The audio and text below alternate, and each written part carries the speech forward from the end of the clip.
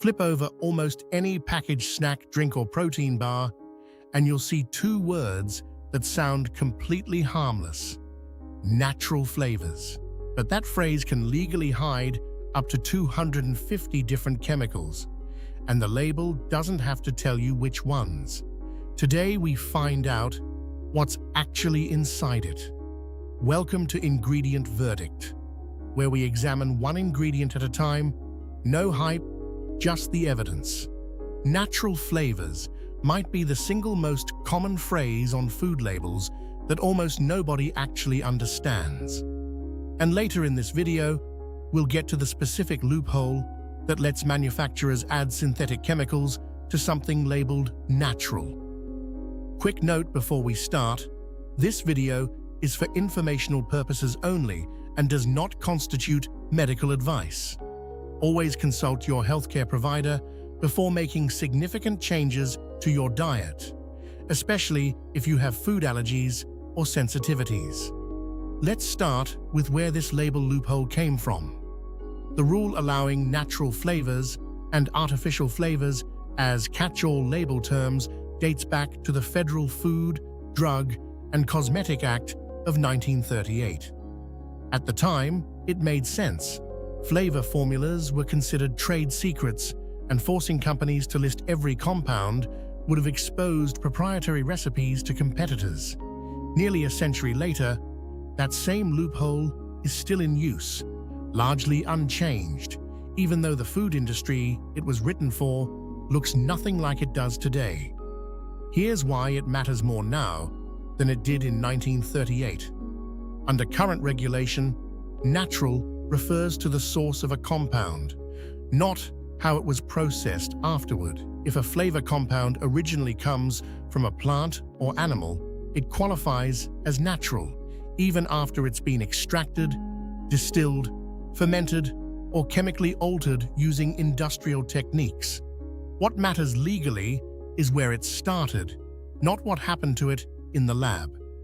A flavor compound can go through several rounds of solvent extraction and enzymatic processing and still carry the word natural on the label, because that word describes origin, not process.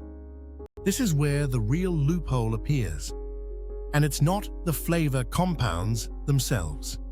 Manufacturers are allowed to add additional substances to a natural flavor mixture, solvents, preservatives, emulsifiers, without disclosing them, as long as those substances don't directly contribute to the taste.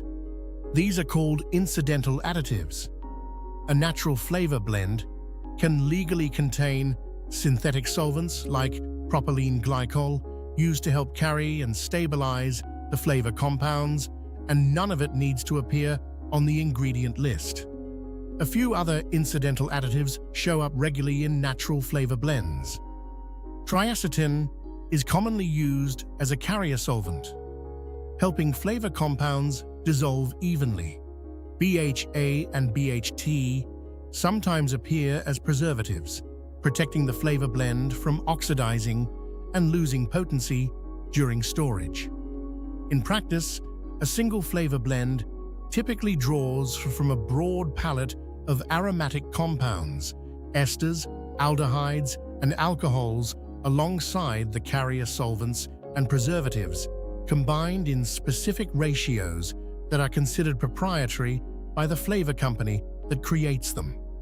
None of them are required to be named on your food label, because their job is to carry or preserve the flavor, not to be the flavor. Research suggests the number of undisclosed compounds inside a single natural flavor entry can run into the hundreds. Some estimates put the ceiling at up to 250 individual chemicals for a single flavor blend. Now, an important clarification. This doesn't mean natural flavors are secretly dangerous. Most of the individual compounds inside these blends have their own safety approvals. They're just not required to be listed together or by name under the umbrella term. The concern isn't necessarily toxicity, it's transparency.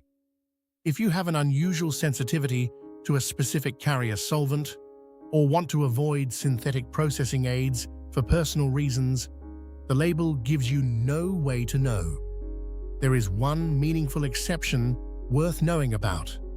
Under the Food Allergen Labeling and Consumer Protection Act, any of the major food allergens, milk, soy, wheat, peanuts, tree nuts, eggs, fish, or shellfish, must be disclosed on the label even if they're hidden inside a natural flavor. So the loophole has limits when it comes to allergens specifically, even though it remains wide open for everything else. What about artificial flavors? Are they actually worse? Not necessarily, and this is where a single example makes the whole distinction click. Take vanilla. Natural vanilla flavor is typically extracted directly from vanilla beans, a slow, labor-intensive process involving hand-pollinated orchids, months of curing, and a supply chain that makes vanilla one of the most expensive spices in the world by weight. Artificial vanilla flavor, meanwhile, is built around vanillin, a compound that can also be manufactured synthetically from sources like lignin or even coal tar derivatives at a tiny fraction of the cost. Here's the twist. The vanillin molecule itself is chemically identical whether it comes from a vanilla bean or a factory. Your body can't tell the difference between them because there isn't one at the molecular level. What differs is everything else: the price, the supply chain, the handful of secondary compounds that occur naturally alongside vanillin in a real vanilla bean and give bean-derived vanilla its more complex flavor profile. But in terms of the core molecule and its safety, natural and artificial vanillin are the same substance wearing two different labels. This is the broader lesson natural flavors teaches about food labeling generally. Natural doesn't automatically mean safer, purer, or healthier, and artificial doesn't automatically mean more processed or more concerning. The terms describe origin, not risk. An origin alone tells you very little about what you're actually consuming. Where does this actually show up? Natural flavors appear in an enormous range of products: sparkling water, protein bars, flavored yogurt, chips, candy, sports drinks, and even some products marketed as clean or organic. Worth noting, for genuinely certified organic products, natural flavors must be produced without synthetic solvents or carriers, so the organic label does tighten the rules somewhat, even though standard natural flavor does not. If avoiding incidental additives specifically matters to you, certified organic is currently the more reliable signal, not natural on its own. So here's our verdict. The evidence doesn't suggest that natural flavors, as a category, pose a meaningful health risk to most people at typical dietary exposure. This isn't really a safety story. It's a transparency story. The label tells you almost nothing about what's actually inside, and that's true whether the product is a bag of chips or a bottle of something marketed as clean, label, and natural.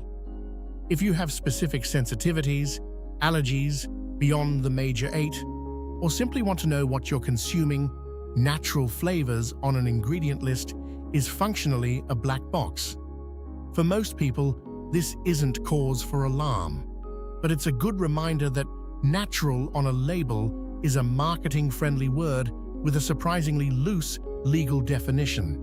And it's worth knowing that before assuming, it means what it sounds like it means. That's our verdict on natural flavors. Bottom line, the label isn't hiding poison, it's just not required to tell you the truth.